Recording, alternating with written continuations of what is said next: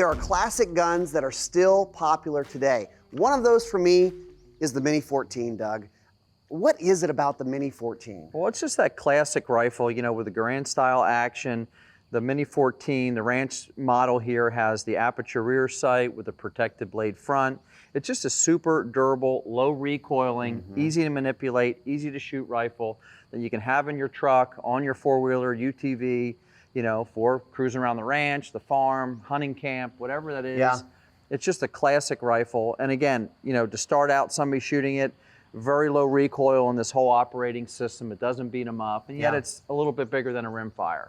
It's 5.56, it's semi-auto, you can get bigger mags if you want, you can put a scope on it. It's just super versatile, and it's super reliable. 100% reliable. I mean, it really is. Again, this is a workhorse rifle for all conditions, for all people, and you know, I love shooting mine. So much fun to take to the range. No recoil. So the Mini-14 from Ruger, this is one that you'd like to have in your arsenal.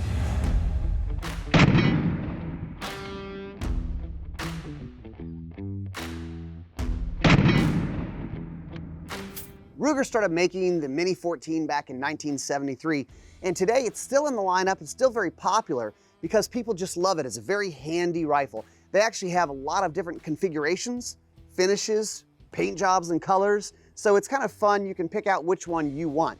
But let's talk about the operation of this because it's a little bit different than maybe some other modern sporting rifles. This is more similar to an M1 Garand. So it is a semi-auto, runs back and forth. Your lock back is this little button here, and then all you have to do to run it forward is just pull it back and let go, okay?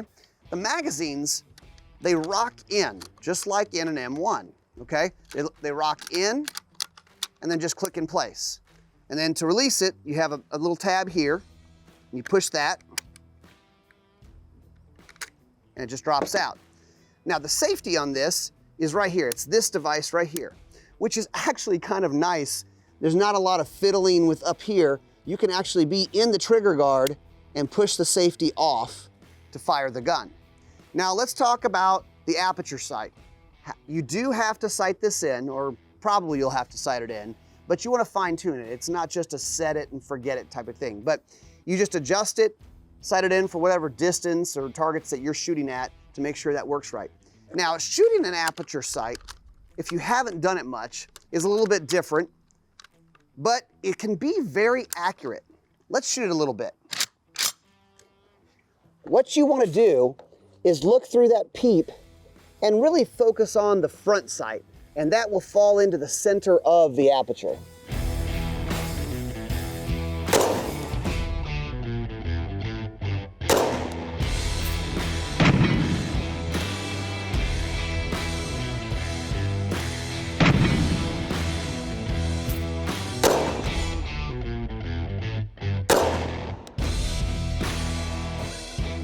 It's a fun gun, it's a handy gun.